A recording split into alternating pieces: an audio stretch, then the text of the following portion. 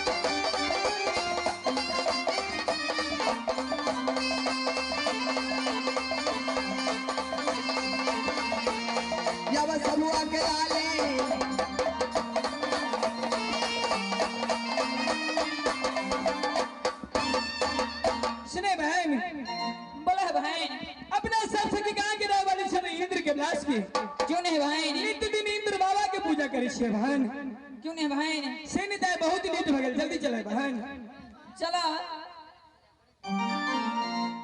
गे अब पूजा करे छे कथिला पूजा करे छे तोरा नहीं मालूम गे मालूम तुम कैसे पूछती है हम कहै छिने छोटकी के सेन लाई पूजा करबे यो सुना दी कदी गलिया की ठीक है छोटकी कथी का लिया गे पूजा के होय छे कथी बाबा के पूजा करके की है छै गे बाबा के जे पूजा करबी बाबा से वरदान मांगबे जे की सुंदर घर वाला है तो आगे अब पूजा न करते कि नेंगरा लोहा मिलता है नहीं सुन के छियो पूजा ने करबी हां त एहने बुढ़वा भेटतो चलो मैं चलिया बहनिया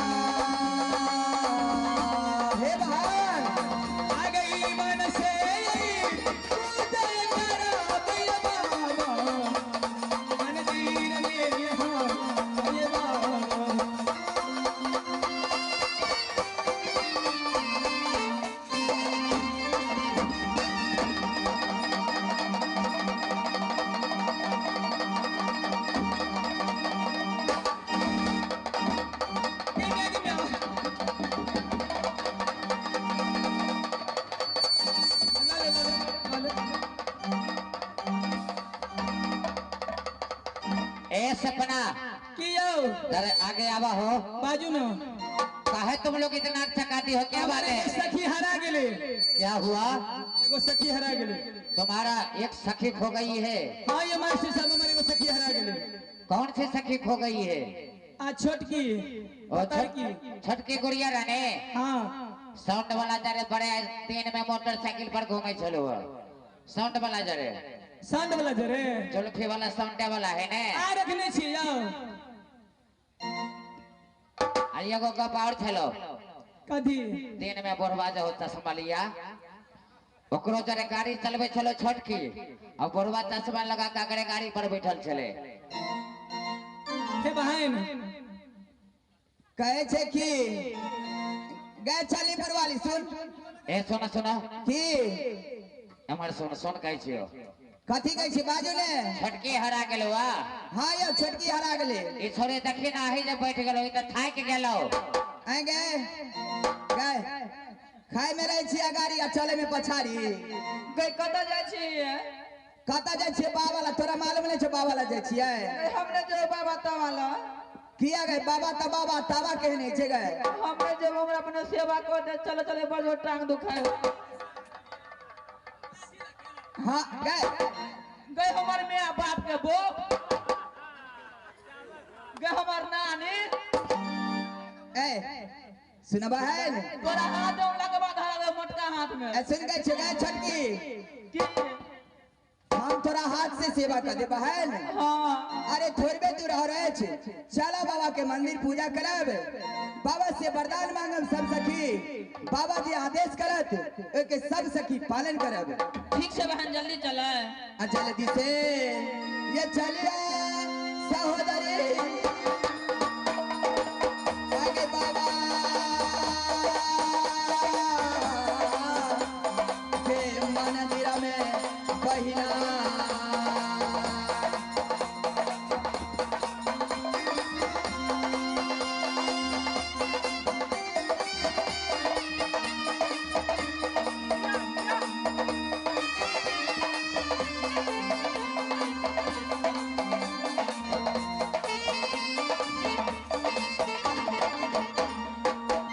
जल्दी से चलियो हे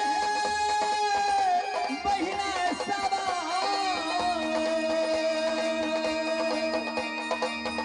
आहे बाबा मना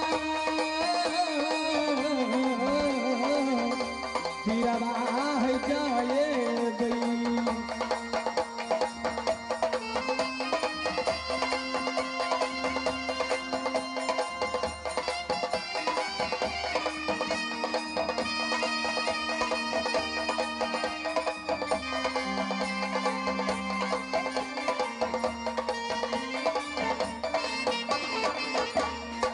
से बहिना है गई भागल चलियो सब सखी इंद्र कैला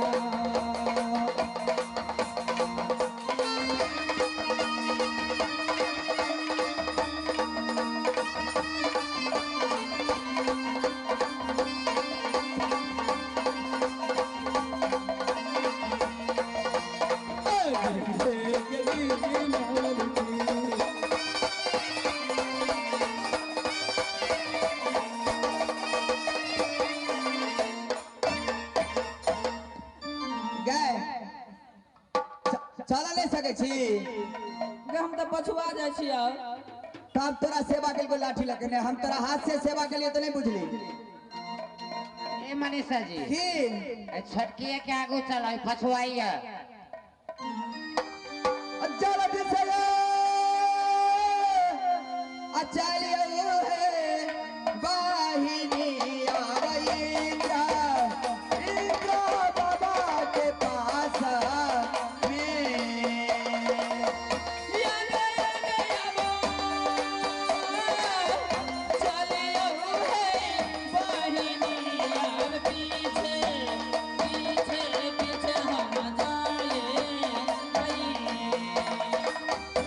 मन से तयबा पूजा के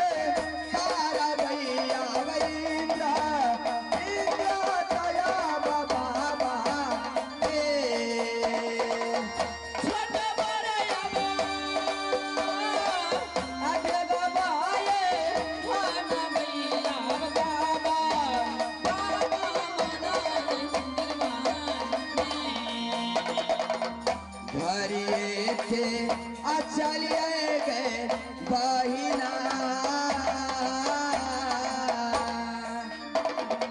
घरिए के चलिए गए बहिनी जब बाहर बाहर पेड़ बितले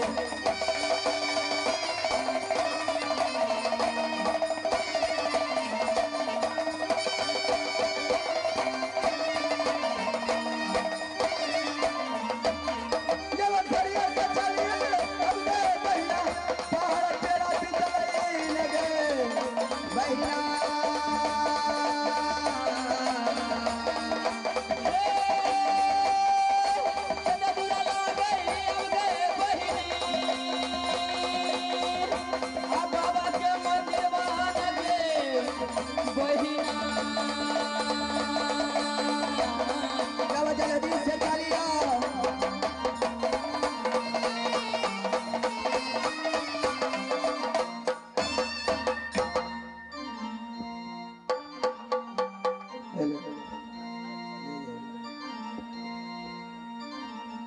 हेलो